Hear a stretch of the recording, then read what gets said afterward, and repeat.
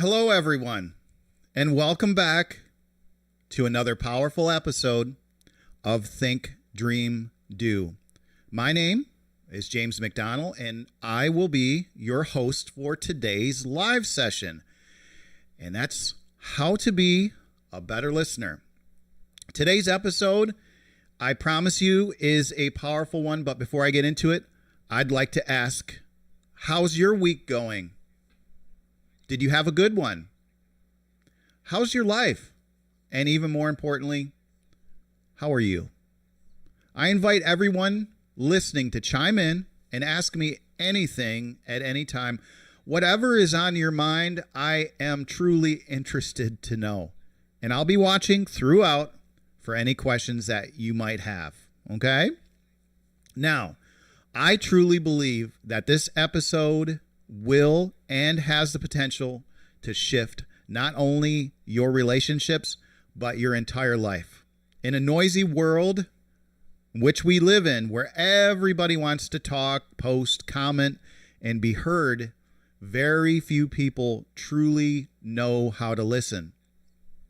But those who do, they will build deeper trust, stronger connections, and create space for real change. So today, I want to inspire you not with just ideas, but real stories about people who became better listeners and how it changed everything for them. So let's dive on in. Number one, let's be honest. Most of us think we're good listeners, but often we're just waiting for our turn to talk. I know we're all guilty of this. You know, have you ever caught yourself rehearsing your next response while the other person is still speaking? Again, guilty as charged. Have you ever nodded along to someone venting, but in your mind you were somewhere else entirely? Hey, it's okay to admit it. We've all been there. But real listening, it's different. It is different. Listening, it's not about fixing, okay? It's not about giving great advice. It's not about agreeing. What it is, it's about being fully present, without judgment, without distraction, okay? Without the urge to jump in and solve it. I know a lot of husbands out there, you know, the wife or life partner comes to you with an issue, and the first thing you want to do is resolve it as quickly as possible.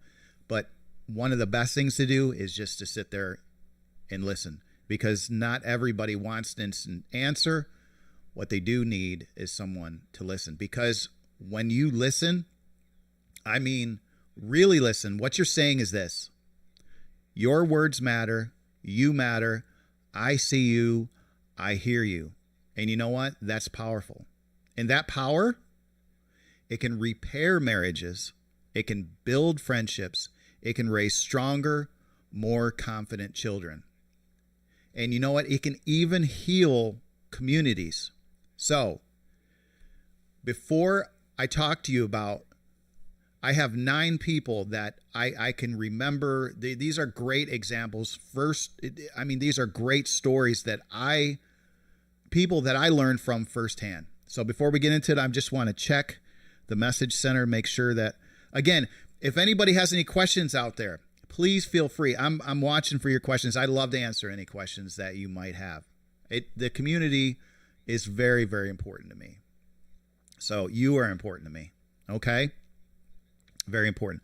So let's get into our first story. Let's talk about a man that I knew that shares my name, James.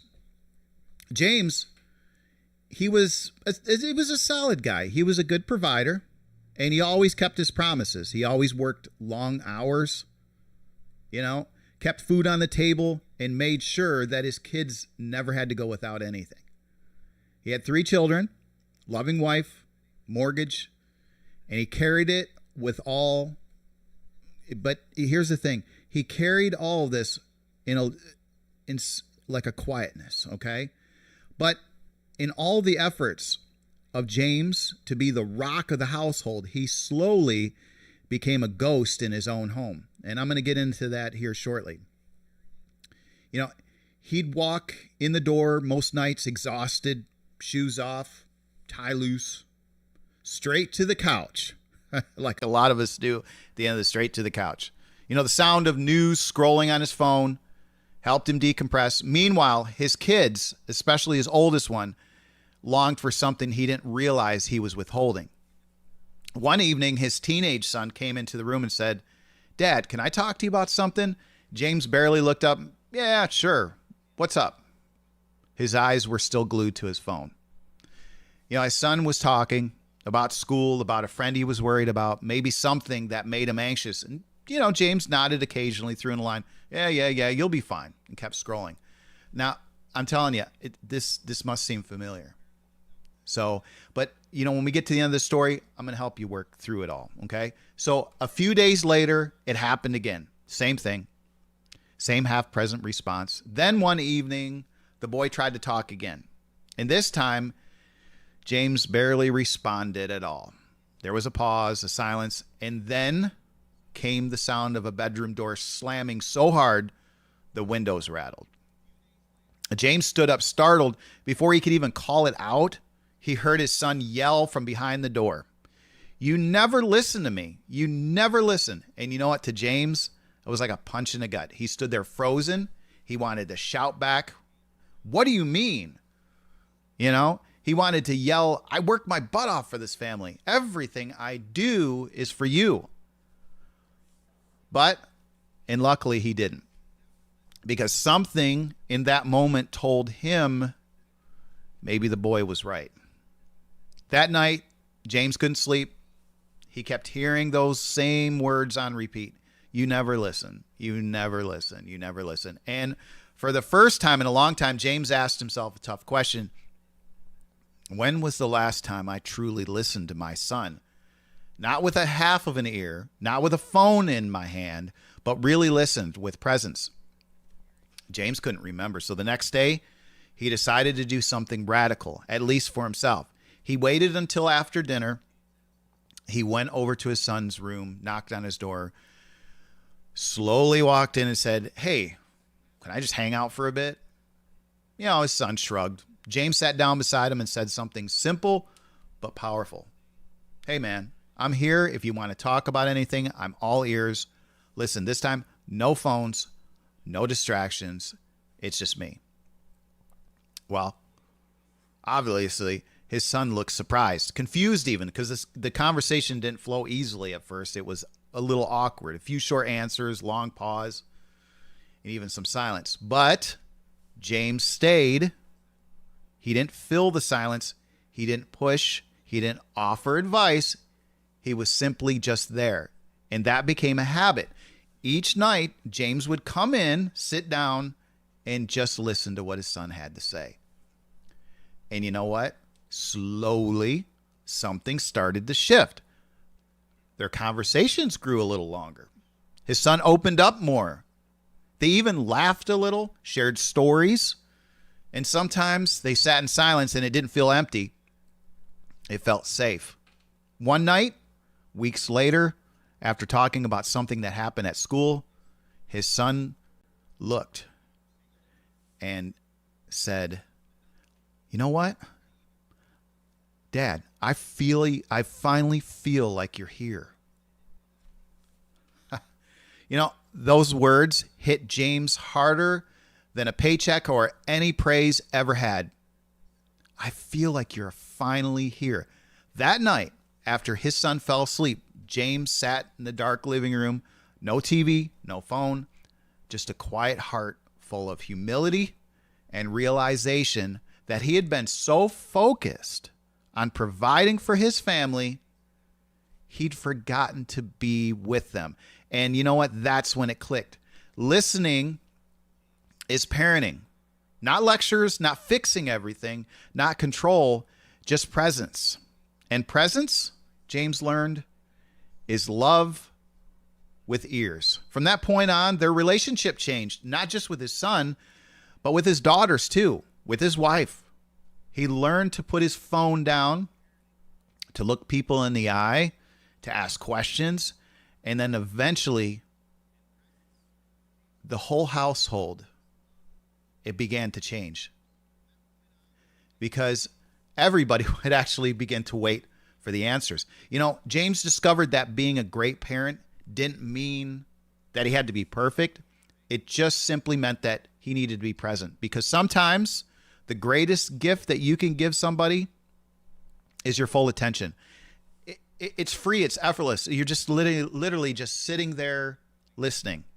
You know, it's not advice. It's not fixing their problems. It's not even on your time. It's just simply your full attention. So, you know, in a world that we live in with noise, distractions, and endless scrolling, real attention, deep human presence, it's rare. So that's a heck of a story. You know, I remember this just like it was yesterday. So we're going to go ahead and give some people some time to shuffle in here. I've got a question here from Martina Gill. Love real life stories of how to overcome internal insecurities and battles. Well, thank you very much. I'm so happy.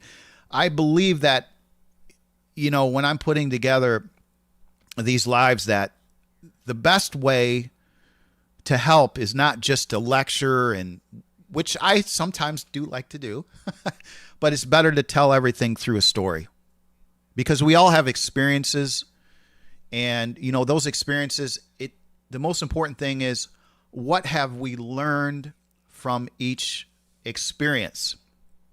You know, we're not perfect, but the most important thing, again, is what we have learned through that experience or encounter or situation that we might have encountered. So if you're just joining me right now, I just wanted to thank you for joining. We're talking about how to be a better listener today. I know it seems on the surface what a simple thing, but you know what? I'm going to show you that perhaps maybe you thought all along you were being a great listener, but perhaps you were not. So, and I'm going to help you through some of these stories that I'm talking about to maybe enlighten you. So my ultimate goal is to help you become a better listener, you know, in your relationships, at work, you know, in your marriage, in your family dynamic. The most important thing is being a listener, not just saying, or just quickly giving advice. People need you to listen. They really do. So we're going to get into the next story. We're going to talk about Elise. Here in a second. Got to try to remember everything about Elise. Yes. Okay. Elise. Every Saturday morning, Elise, she met with her grandfather at the corner cafe. It was kind of a tradition they had. They'd order just regular old house coffee, and she'd get a vanilla latte. She'd get a little vanilla in it, but he would just drink it regular. So anyway, one day, Elise showed up a little late. She was distracted. Her phone was in her hand. She was answering messages, scrolling, multitasking. Her grandfather sat silently across the table, sipping his coffee, just watching. After a moment, he smiled and said a little gently, you know, when I was your age, we didn't have all these gadgets, but I still remember the sound of my father's voice, the stories he told, the way he looked at me when he spoke. Elise put down her phone. From that moment on, she never brought it out again during their Saturdays. And years later, when her grandfather passed, she said the greatest gift that he ever gave her wasn't his stories or advice. It was the way he made her feel like she was the only person in the world when she spoke. And now she learned to give that gift back. You see, when you give someone your full attention, you're saying, I see you. You matter. Right now, there's no one or nowhere else I'd rather be but here with you. You know, that kind of presence, it doesn't need fancy words. It doesn't need solutions. It just needs you to be fully there. What a wonderful little story about Elise. So, you know, what can we learn from that? What can we learn from that? Here, let's talk about another example. This is another good story. This is about a teenager named Jordan and his high school teacher, Marcus. One day, the teacher, Marcus, noticed a student, Jordan, falling behind, failing tests, zoning out, not turning in his homework. So instead of calling Jordan to the front of class, Marcus stayed with him after school. Jordan sat there, arms crossed, of course. Jordan was a little defensive. But Marcus didn't lecture. Marcus didn't scold him. He just asked, Jordan, what's going on? Jordan shrugged, silence. So Marcus sat, waited, and then he said, listen, I'm here. I've got time. So 5 minutes passed, then 10. Eventually, Jordan said, my mom left last month. My dad works nights. I'm just tired all the time. Marcus didn't try to fix it. He didn't say, here's what you should do. He just sat there and listened. And for the first time in weeks, Jordan felt like someone saw him. That day didn't solve everything, but it did plant a seed. And by the end of the semester, Jordan passed. Most importantly, he came to class early, stayed late. And you know what? Jordan even began to help others because someone gave him the gift of full attention. You see, you never know what somebody's going through. Sometimes silence speaks louder than words. Sometimes listening, it's love in your relationships, in your home, even at work. Ask yourself, am I really listening or am I just waiting to speak? Trust me, the world does not need any more noise. What it does need is connection. And connection, well, it begins with presence. So, it's a nice little story. I'm going to go ahead and check in here and see if everybody is okay. Just checking in, just looking at, see if there's any questions going on. Okay, fantastic. Very good. Okay. Now, here's a story. This is another good one about a husband and wife at the crossroads. Samantha and Greg. Samantha and Greg, they'd been married for 10 years. Hey, that's quite an accomplishment. You know, they built a heck of a life together. They had 2 kids, a mortgage, matching coffee cups, and a routine that looked perfect from the outside. But somewhere between soccer practices, work stress, family obligations, and the nightly Netflix binges, something began to fade. And it was their connection. Once, hold on just a second.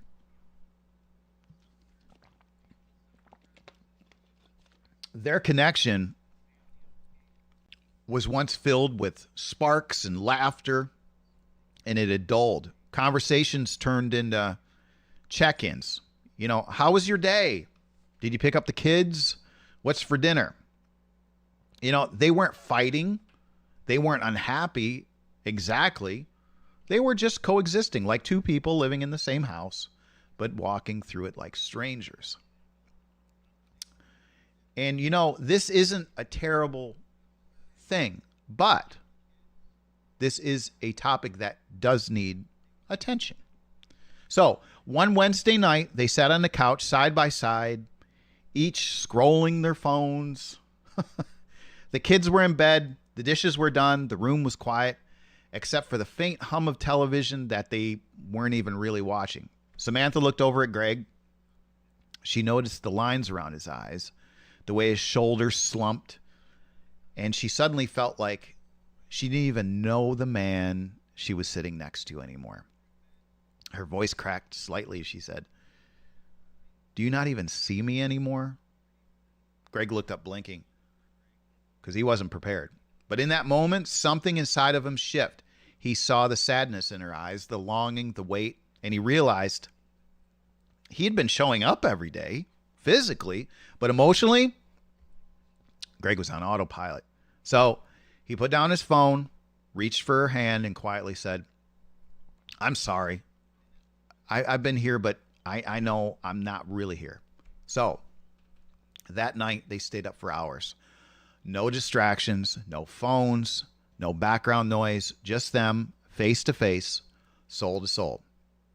They talked about everything, the little hurts, the lonely moments, the joy that they missed, the love that was still there but buried underneath layers of just pure busyness. It was raw, honest healing. They both cried. And for the first time in a long time, they both felt seen. In that one conversation, didn't fix everything, but it was a beginning. They decided to do something radical in today's world. Every Friday night, they made it a ritual. Are you ready? No phones, no television, no distractions. Just a little music, candles, maybe a bottle of wine, and the space to be shared together. And at first, as you can imagine, it was a little awkward. At first, they didn't even know what to say. They felt vulnerable, exposed, but they kept showing up. They kept doing it. And over time, things began to shift. Greg began asking questions again, not about chores, but about Samantha's dreams, her fears, the things that made her light up when they first met. And Samantha started noticing Greg's efforts, the way he lingered after a hug, how he made her tea, just how she liked it, how he started making her laugh again. They rediscovered each other, not through grand vacations or fancy dinners, but in small moments, in the quiet, in the pauses, in the presence. One night, weeks later, Samantha looked at Greg across the quiet table and she said with a soft smile, "Greg, you came back to me." Greg shook his head gently. "No, I just finally showed up." How wonderful is that? The both of them, they learned something priceless. Love doesn't fade because of time. It fades because of neglect. And presence, I'll tell you right now, presence is the antidote. It's the medicine. In relationships, it's not always about the big things that make or break us. It's actually the tiny moments. It might be that text that you never answered. It might be the kiss that you never returned, the question not asked, the glance not given. Over time, I promise you, those small absences will create distance. But the good news of it all, closeness can be rebuilt one moment of presence at a time. Again, effort. You don't need to plan the perfect date or say the perfect words. You simply just need to show up fully, consistently, honestly. You see how easy this is? But again, a lot of us have veered off of the track.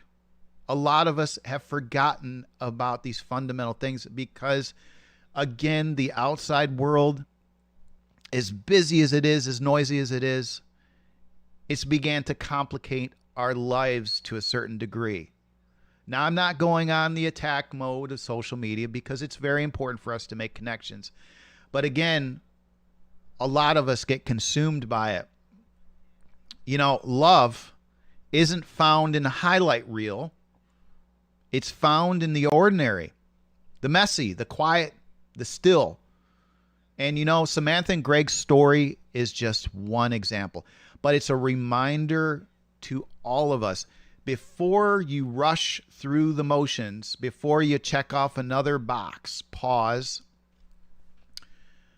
Look at the person that you love. Look into their eyes. Put down the phone, lean in, and just listen. Because sometimes the greatest acts of love isn't in what you do. It's how deeply you see that person in front of you. Again, sometimes the greatest gift you can give somebody isn't something you can buy. It's not the perfect answer. It's not a bouquet of roses or a trip or a gift card. Hey, those things aren't bad either. But again, in correspondence and with other things, of course. So what this is all about is looking somebody in the eye, turning off the world for a moment and saying without words, I'm here. I'm here for you. I'm here fully. So put down the phone. If you need to, sometimes pause the rush, turn to that person that you love and just listen, because your full attention, that is the most rarest and powerful gift of all. It truly is. I'm going to turn and see if there's any questions we got here. Oh, I see that Frankie Fast has joined us here. I'm going to go ahead and chat. Fantastic. Very good. Thank you so much for joining me today. We're talking about how to be a better listener. We're all guilty of this. We're all guilty for not being good listeners. But you know what? All we have to do is just, again, make a little effort and just sit there. Just sit there. If somebody comes in the door and they have a bad day, just sit there and listen. Just sit there and listen. And because you are in the same house, if you're a married person, you're in the same house, you're sharing your life together for how many years until that day that you depart. So try to make it the best atmosphere you can. That's the whole goal here, is how to make your household the happiest place it can. And that starts with the people who live inside of it. And that's your family, being a good listener. So thank you, Frankie, for joining. I'm looking down at the phone. I should be looking here at the camera. Thank you so much for joining. We have some more stories to get to, and I'm just going to take a quick break here and just get something to drink, and I will be back in 1 minute. 1 minute. So I believe that my little intermission should come up. I will be right back.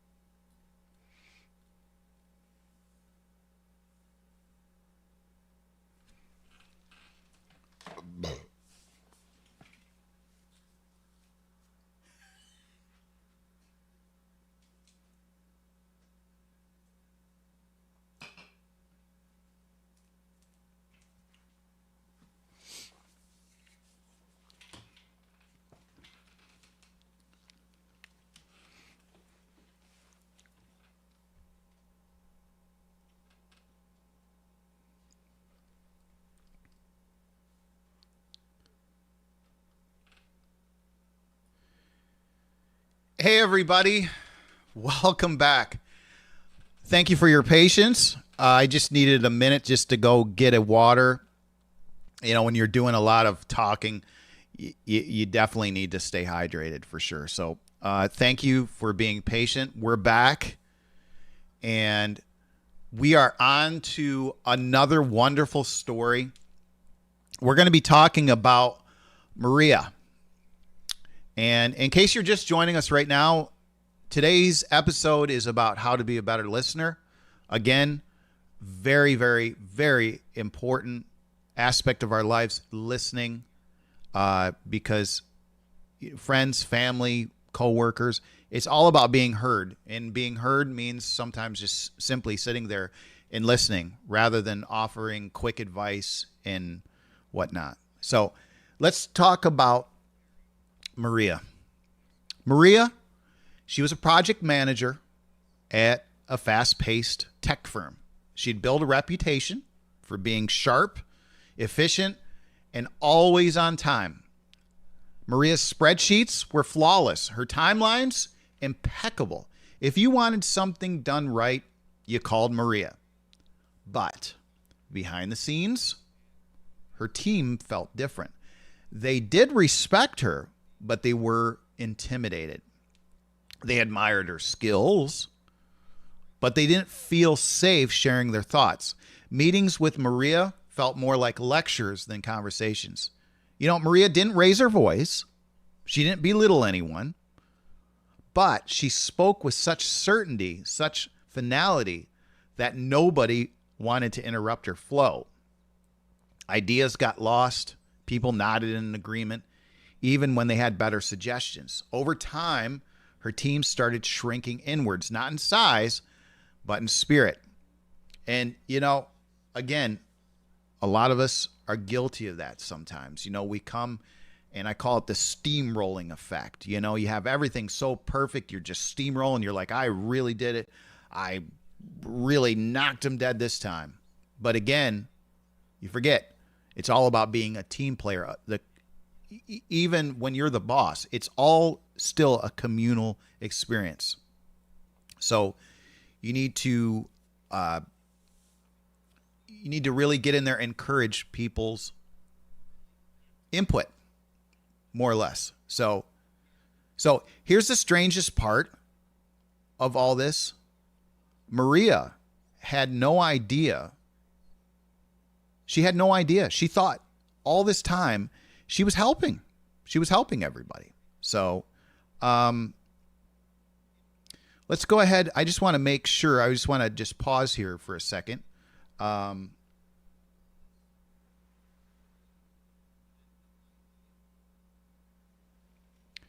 just want to make sure that we are back here. Let's see here. Okay. Just want to make sure. I just want to take a second here that the making sure that the video is back. The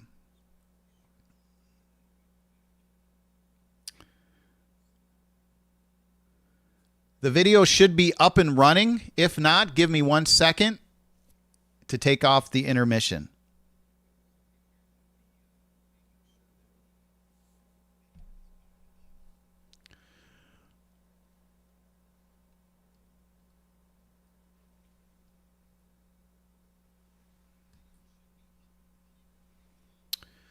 Very good. Okay.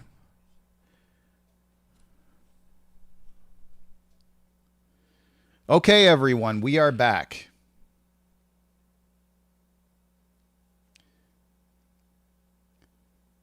Thank you for your patience. Period. The intermission, little streamer stayed on the screen longer than it should have. So I apologize.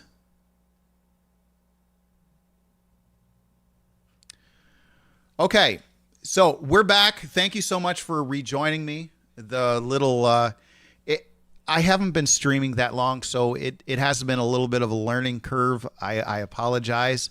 I thought I hit end break, but unfortunately it stayed on. So I've been sitting here just talking to the camera and to myself. So again, thank you so much for rejoining me. We're back again. So the next story is about Maria. This is a really good story here too. And this takes on a different aspect of how to be a good listener. This is more in a professional sense.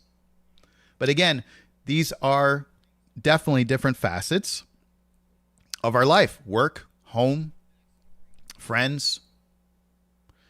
Maria was a project manager at a fast-paced tech firm. She'd built a reputation for being sharp, efficient, and always on time. Her spreadsheets were flawless, her timelines impeccable. Hey, if you wanted something done right, you called Maria. However, behind the scenes, Maria's team felt different. They respected her, but they were intimidated. They admired her skills, but they didn't feel safe sharing their thoughts. You see, meetings with Maria felt more like lectures than conversations. Now, Maria didn't raise her voice. She didn't belittle anyone, but she spoke with such iron certainty, such finality, that nobody wanted to interrupt her flow. You know, ideas began to get lost. People nodded in agreement, even when they had better suggestions. You know, you can imagine most of us are guilty at this at some point. You know, I call this the steamrolling method. You know, you get something in your mind, you're headstrong, full force, and you just steamroll over everybody before anybody has a chance to say anything. You know, again, you might have had the amazing idea. You might have had that perfect revelation. But again, I quote her team. That is a communal, you know, our work, our relationships, everywhere, it's communal. We're not meant to live. We're not meant to act. We're not meant to even produce, I guess, so to speak, by ourselves. When we have a team, we need to look to our team to help us through either situations or come up with new ideas, rather than try to be the only one in the room. Now, again, it's an easy thing. It's an easy thing to fall into. It really is. So, but this story, by the end of it, is going to show you, it's going to shed a different light on maybe your situation, and hopefully it'll help you through it. So here's the strangest thing with Maria. Maria had no idea all this was unfolding. Maria thought she was helping. You know, in her mind, she was doing her job. She was leading. She was being decisive. And that's what a good manager does, right? You know, you have to think about this. She was right. She wasn't doing anything wrong. But again, she wasn't listening. She didn't take the time to say, hey, what do you think about this? Hey, what do you think about that? So again, I guess her coworkers, they felt a little alienated. So one day, something happened. During a routine meeting, her developer, Lewis, he's a quiet guy who rarely ever spoke up. He raised his hand, and with a little hesitation, he offered an alternative plan for the project timeline. Something more flexible, something more inclusive of the creative team's feedback. Maria's first instinct? To interject, to correct, to defend her plan she'd worked on vigorously all weekend. But something in Lewis's voice stopped her, because there was a sincerity there, courage even. So she did something different. She paused, she took a breath, and she listened. She didn't just nod politely. She leaned in. She asked follow-up questions.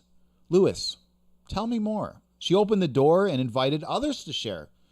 So, what does everybody else think about this? And you know what? To her surprise, people listened. People responded.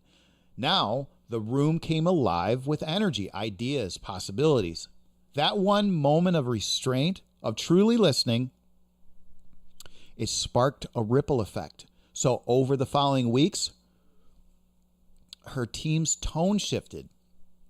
People started volunteering suggestions.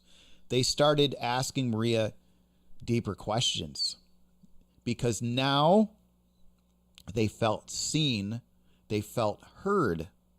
And on top of it all, something beautiful happened. Productivity soared. Innovation began to flow like a river. And her team, she and her team, they began to thrive.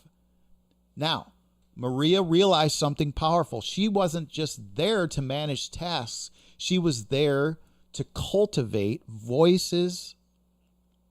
She wasn't hired to always speak. She now realized this. She was hired to lead.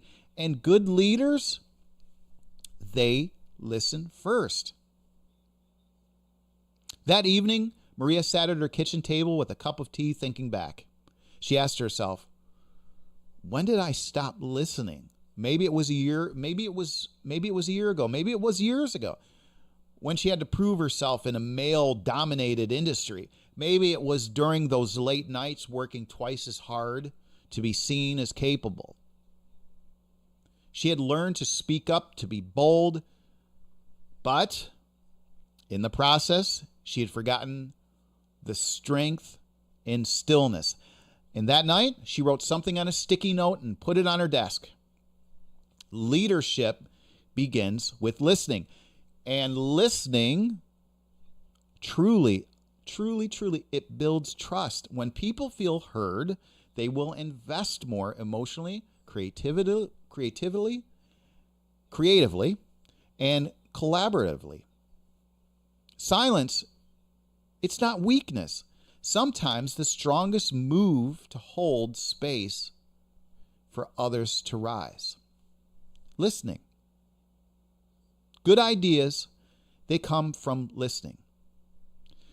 Good ideas don't care who gets credit. They just need the right environment to breathe. Leadership isn't about just answers. In fact, it's about curiosity. The question, hey, what do you think? That can open more doors than a dozen directives. But let's go back to it all. We live in a loud world.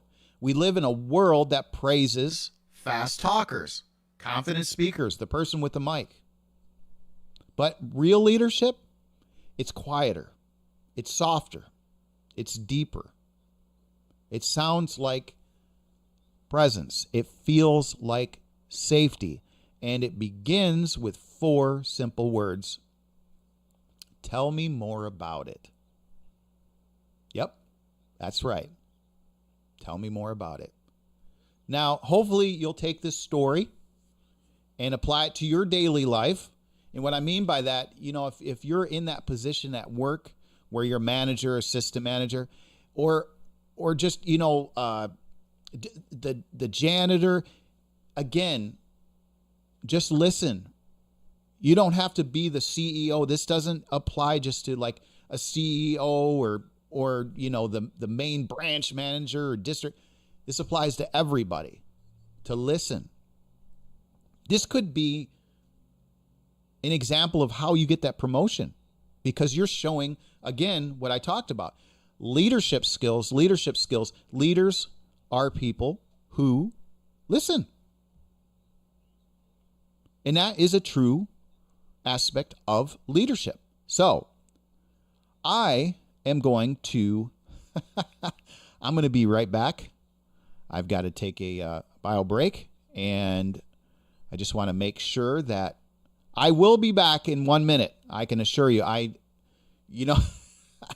learned what I did. So, because, when you're live streaming, you're bouncing between, your screen, your streaming software, your phones, making sure everybody that's tuned in is hearing you.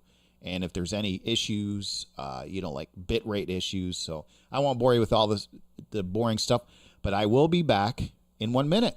See you soon. Bye-bye.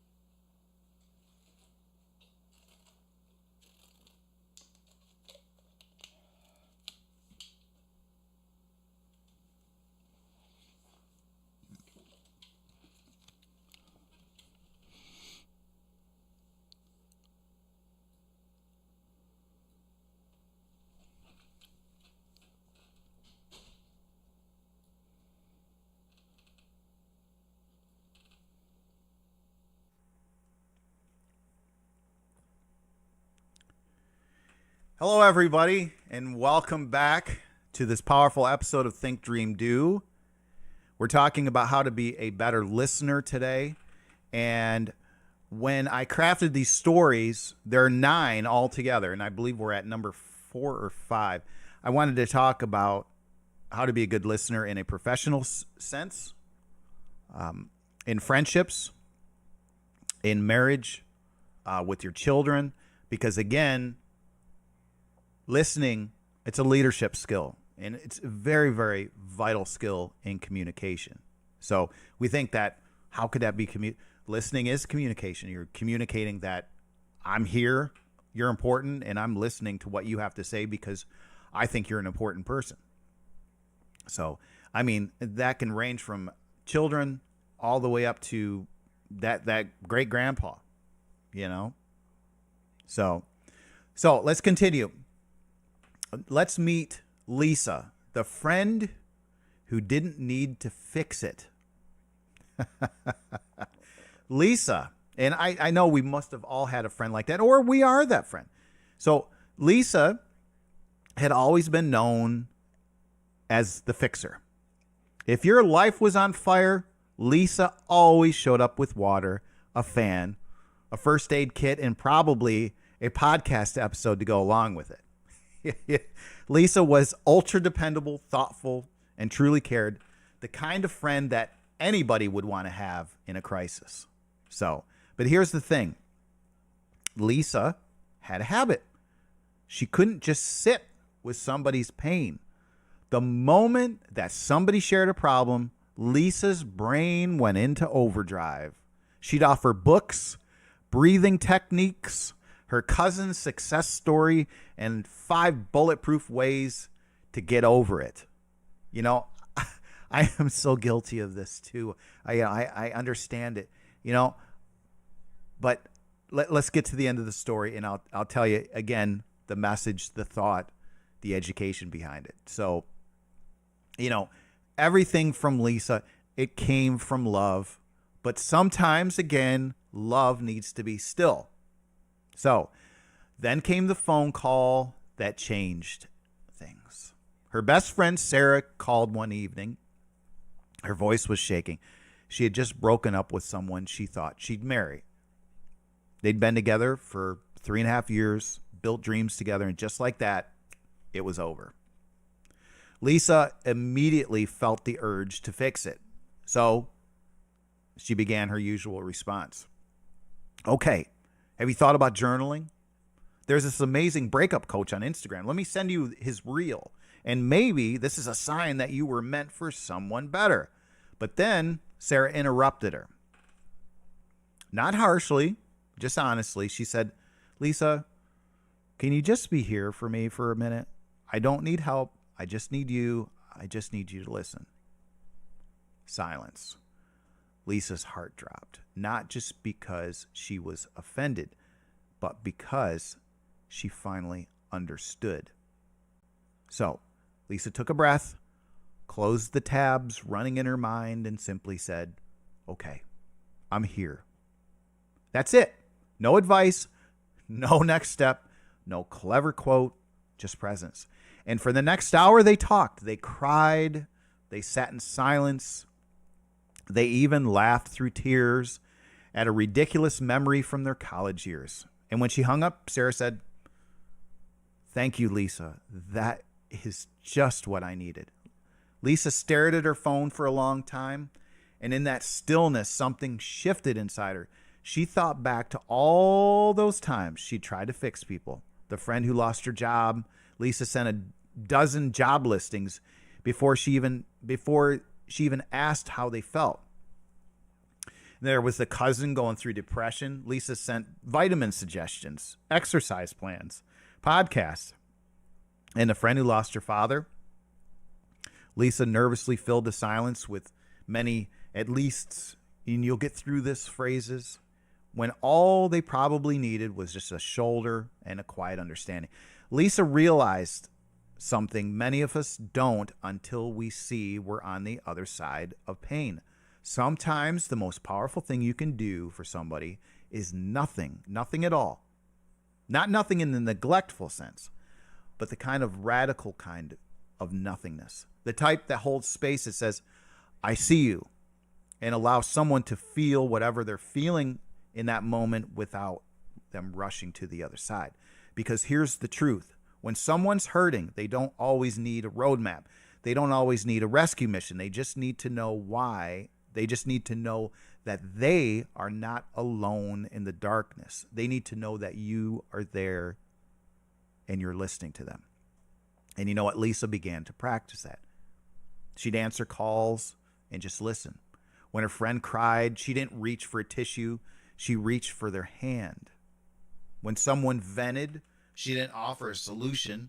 She just offered her presence. She watched her relationships begin to deepen. She became less exhausted by trying to be everybody's savior. And the more peace in what this did, in essence, was bring them more peace, because now she became an anchor. And in time, people started telling her, Lisa, talking to you feels safe. And that's when she knew fixing doesn't just build trust, presence does. So here's what we can learn from Lisa. The next time somebody opens up, try this. Pause. Don't rush to respond. Just nod. Just listen. And let there be a little silence. Don't fill that silence with facts, fixes or forced encouragement. Let your attention do the heavy lifting, because people aren't problems to be solved. They're hearts to be held. And presence, I promise you, real, honest presence is the most generous gift we can offer. You don't need a perfect answer. You just need to be willing to sit in the mess with someone until the light starts to peek through. And guess what? That's what Lisa learned, and that's what made her unforgettable. And maybe that's what makes us all better humans. Not our ability to speak, but our ability to stay. Very important. I'm just going to go ahead and take a look over here. Thank you, everybody, for joining me. If you've just joined us, again, we are on a mission to learn, understand, and how to improve our hearing skills. Because, again, this is such a simple practice to do of being a good listener, is just to sit there and listen rather than offer quick advice or, instant help, instant help. That's not what everybody needs. So I'm going to get a drink here, and we're going to move on to our next story about a gentleman who I knew his name was Malik.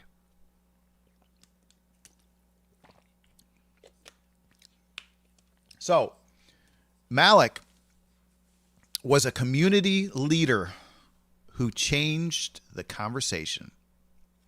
I remember Malik, he was a quiet force in his city. He was a local leader in a community fractured by history, resentment, and misunderstanding.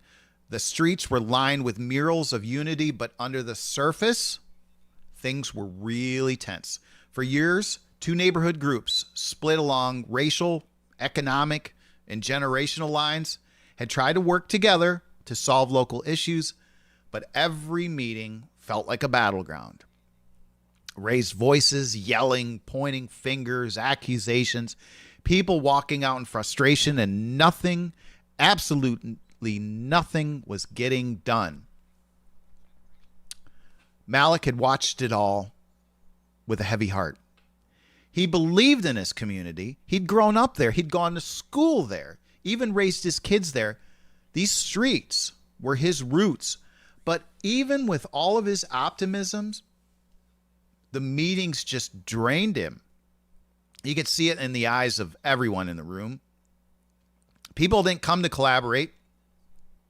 What they did do was they came to be right. Who doesn't like being right? But if it doesn't solve anything, what's the sense in it? So here's where it begins to change. Malik realized something. Not just that they weren't listening to each other, they were just waiting for their turn to defend their side. So what Malik decided to do, he tried this. It was something different, something radical. I remember him saying, but it was also very simple. So at the next town hall meeting, as the usual tension began to rise, people started to get up, interrupting one another. Malik stood up. He didn't raise his voice. He just calmly said, hey, everybody, tonight we're going to try out something new. One rule. You can only speak after you've repeated the last speaker's point in your own words and accurately. If they don't feel like you got it, you'll try again. A few people rolled their eyes. Someone muttered, I don't have time for this. But Malik smiled and said, exactly. We are done wasting the time of everyone here today because we haven't heard each other. So now we're going to try. The room went quiet. The first person stood up, a business owner frustrated about a local ordinance. They spoke. Then someone from the opposing side stood and fumbled. The business owner shook his head. He said, no, that's not what I meant. So they tried again, this time with more care. Yes, the speaker finally said, that's what I meant. And then, only then, they were allowed to offer their view. It felt awkward at first, slower, clunkier, but something began to shift. As each person was required to reflect someone else's perspective before voicing their own, it slowed the pace and raised the temperature of empathy. That's a whole other topic there. But again, I like that, empathy. People weren't rushing to judge anymore. They were just trying to simply understand. So, week after week, Malik kept the rule in place, and it began to transform the room. The anger began to soften, the tone changed, the language of them and us slowly became we. Neighbors who hadn't spoken in years started nodding in agreement. Old wounds didn't heal overnight, but the bandages were starting to be applied. One older resident, Mrs. Clarice, who had never missed a meeting in 10 years, stood up one session and said, I've never felt so heard, and I've never understood them so clearly either. Malik simply nodded. That was the point. Soon the meetings were no longer about winning arguments. They were about solving problems. What it should have been all along. Joint cleanup projects were launched. Youth mentorships were established. A once abandoned park became a shared community garden run by people who couldn't even sit or stand in the same room or even stand to be around each other. So here's what changed. Listening. Not passive listening, not performative politeness, but real, deep, active listening. The kind that says, you matter enough for me to slow down, repeat your words, and try to see the world through your lens, even if I disagree. Malik didn't shout anyone into peace. He didn't bully anyone. He simply built a container where every voice could echo long enough to be held. And then it gently reflected back. And in that echo, understanding grew. Malik taught his city a powerful truth. Listening isn't a weakness. It isn't silence. Listening is leadership. It's how we close divides. It's how we heal wounds and find common ground in places we thought were lost forever. Because when somebody feels heard, they just don't calm down. They open up. Walls drop, bridges build, and communities change. One voice, one reflection, and one honest ear at a time. Malik didn't need a title or a microphone to change the narrative. He used the most underrated tool in the world, presence. So, the next time you're in a tense room or facing a disagreement, try what Malik did. Don't speak to win, speak to understand. And before you say your piece, make sure that the other person feels seen. And you know what? You might just change your corner of the world, right? So, what can we learn from everybody today? Whether it's at home, your friends, or even in your community, the skill of listening can reshape every relationship in your life. So, here's how to start. Number one, I need to drink water. Just give me a second. So, here's how to start. Number one, you got to be fully present. Put down the phone, turn off distractions, let your body language say, I'm here for you. You know, if you have a child, if you have a child just came home from, perfect example. A child comes home from school. Oh, I've had such a terrible day. And, rather than scroll, yeah. Well, maybe, you should, no. Just give them a minute to unload what they have on their chest and just sit there and listen. Then at that point, they're going to feel like you are there, you're being present, you're listening to them, and they're more apt to maybe even going deeper to the problem. And that's the best time to offer advice. So number two, listen to understand, not to respond. Don't rehearse your reply while they're talking. Just receive their words. Okay? Number three, and I know sometimes, you want to help people. It's really, really hard because, you might have the answer. And yeah, you do have the answer. If you're a wise person, you do have the answer. But again, the most important thing is to listen. Hold the silence. Don't rush to fill the quiet, because sometimes silence, honestly, is where the truth is revealed. Number four, reflect, don't direct. Instead of saying, oh, yeah, I went through that too. Try something that says, oh, that sounds incredible. Interesting. So, and ask openly questions like, what do you need right now? How can I support you? Tell me more about that. Listening, it isn't a soft skill. It's not. So, today, whether we're talking about your partner, your child, or a stranger, try something revolutionary. Try to listen. It's the most important thing. These are all steps in how to become a better listener. So if there's something that you might be a little confused about, if you have any questions, please feel free to shoot me a message. I'm on Instagram. You can send me a direct message through Instagram. Instagram is Think, Dream, Achieve. Here on YouTube, it's Think, Dream, Do. But I want to thank everybody for joining me today, and I look forward to seeing you if you have the time to join me again. The schedule is somewhat sporadic. There's certain times I would like to go on, but I do try to cater to everybody that I know, that if they do have some time to watch. But guess what? If you missed it, it's going to be live here in a few days. So it's going to be, the video will be there on YouTube. Just go under the live section, and this will all be there. And probably with the transcripts as well. So I hope everybody had a wonderful week, a nice day today. Hope you're having a great weekend, and I look forward to seeing you back here again. And I just wanted to say how grateful I am for all the new subscribers that I've received this week and during the month.